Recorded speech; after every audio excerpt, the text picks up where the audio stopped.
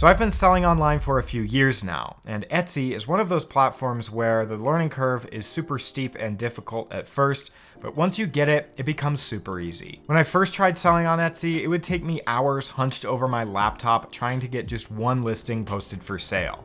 And the reason I'm telling you this is because there is hope, and it doesn't have to take much time at all. Once you understand how easy this process can be, it'll give you the confidence that you can do it for yourself. We're going over everything from opening your shop to posting your first listing for sale, and there will be timestamps below this video so you can jump around if you need to. But without further ado, let's get right into it. Opening an online store sounds like a difficult task, right? Well, it should only take you about 5 minutes. To get started with a seller account, you'll want to go to Etsy's website and scroll to the bottom of the page. And under the Sell section, I want you to click on Sell on Etsy, and then click Sell on Etsy again. You'll need to select your shop preferences, if you're selling full-time or not, and then click Continue. On this step, you can enter the name of your shop. If you don't have any shop name ideas, then you can ask ChatGPT and ask it for a list of Etsy shop name ideas related to the niche of products that you'll be selling. Now, don't overthink this, and you can always go back and change the name later. Now, the next step of opening your shop is to add your first listing, which can be really anything, even just a random photo. So for now, just make a listing so that you can open up your shop. This doesn't have to be an actual product. You'll be able to delete this later on, and nobody will ever even see it. Now, once you move on, they'll want to collect your personal tax information and credit card details so that they're able to charge you the 20-cent listing fee each time you post a new listing. I can't give you details on how you should fill your personal information out, just do it accurately according to your own situation. And after you fill out all of those personal details, your shop should be open. If you're on Etsy's homepage, then navigate to the top right corner and click on Shop Manager. From the Shop Manager on the left side of the screen, you should see a listings button. If you click on it, it'll take you to this spot where you can make a new listing by clicking on Add Listing in the top right corner. This is what you should see after you've clicked on Add Listing, and from here, we're ready to move on to actually creating the listing and uploading our product. You'll have to have a digital product made and ready to sell in order to fill out all of the listing details. And if you don't have a product already, then that's okay. You could go check out all my other videos on how to create digital products. In this video, I'll show you a few different examples so that you'll still be able to follow along no matter what digital product you're selling. For the first example, I'll be selling a digital resume template. People buy these to download and fill out their own work experience, and this will be a great example product. Again, just pretend like I've already created it, even though I just stole it off Canva. This first section is to add your listing images. You probably don't want to just upload your digital product as the photo, and instead you'll want to use something called a mockup. You can find mockups on a website like FreePic, and you can download them and use them for free. Make sure that you click this PSD filter, and as you're scrolling through, as you see mockups with this crown icon, it means you need a paid subscription for those mockups. But I found this free one that I like, so I'm going to download this one. Now, I'm just selling a resume template, so all I need is a piece of paper mockup. But if you're selling something like art, then you'll want a picture frame mockup, or business cards, you'll want business card mockups. Now, with the mockup file that I downloaded, I'm gonna head over to a website called Photopea. This is a free Photoshop alternative. This website lets me drag in that file that ends in .psd in so I can edit the mockup. There's usually a section on the right side of the screen, and you'll just double click where it says your image here or the layer right below it. Now on this screen is where I can drag in an image of my resume template that I stole from Canva, or you would want to drag in an image of your digital product that you're selling. When I close out of this layer, it will update the mockup and our resume looks much better. Just go to File, Export, and pick JPG, and we'll save it somewhere easy to find. Then back in Etsy, I'll just drag and drop the image we just exported onto the first image slot in Etsy. It's a good idea to crop the image so it's nice and large, and I found that adding additional photos with more product information will help reduce the amount of messages and questions that you get. But creating those product detail images is completely dependent on what kind of product you're selling, so that'll be up to you. Now, as we move down this page, you can add a video if you want, but I haven't really found it to be necessary. So next we have to edit the title. Now, the title has a very large impact on the SEO of our listing. To write the best title possible, we'll want to make a search for similar products to what we're going to be selling on Etsy's marketplace. I'm gonna ignore the first 4 images that are just ads, and then pick the top 4 listings from the second row. These are the listings that have ranked the highest organically. When I click on one, I'm looking at what keywords they're using in their title. This is how you come up with the best possible title. You'll look at all of the keywords that the best ranking listings use, copy them down, and then generate your own title using some of those keywords for yourself. I personally don't like using any paid keyword or SEO tools. So when we have our list of keywords, we'll just type in the title in this box and get as close to 140 characters as we can. On the About This Listing section, when they ask who made it, choose I did,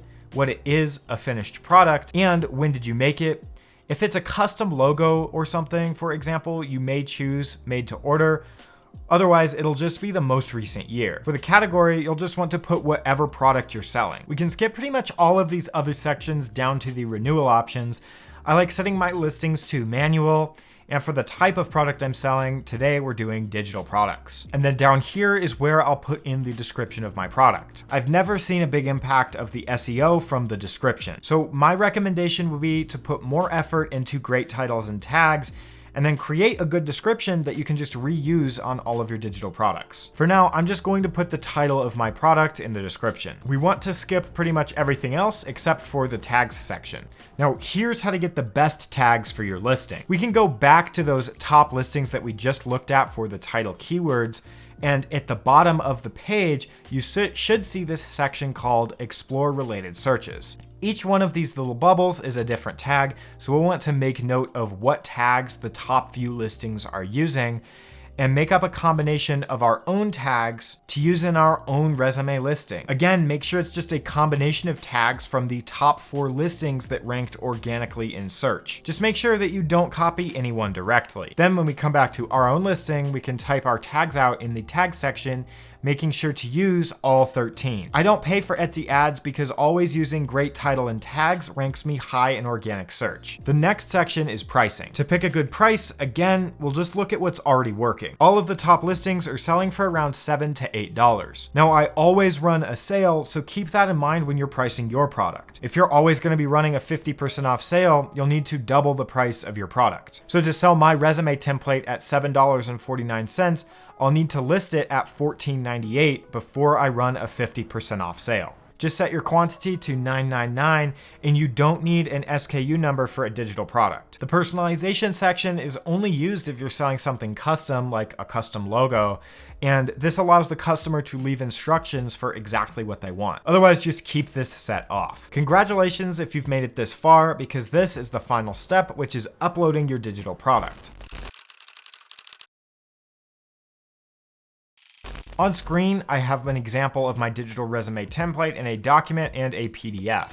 Depending on the digital product you're selling, you may have a different file type, but here are all of the file types that you're allowed to upload. These are all of the file formats that Etsy allows, and in each one of my tutorials, I show you how to prepare files into formats that are ready to upload. Since we're only allowed to upload up to 5 files, I like taking all of my digital product files and compressing them into a zip file so that we can upload them in one go. I just make a folder, and I'm gonna call it resume files, and then I'll just add my digital products to that folder. Then I just right click and click on compress the folder. And now you can see I have a zip file that I can just click and drag directly into Etsy. I could also take that PDF and upload it directly to Etsy as well, without turning it into a zip file. If someone was to download the contents of the listing that I just made, this is what they would get. Now we can click on preview the listing to see what it would look like on Etsy. If we wanted to, we could be done right here. People could buy this listing and get this resume template file download. Of course, it is really beneficial to go through and add some other listing detail images and refine your listing description to reduce the amount of questions and messages you get. And not to mention, it'll make your shop look a lot more professional.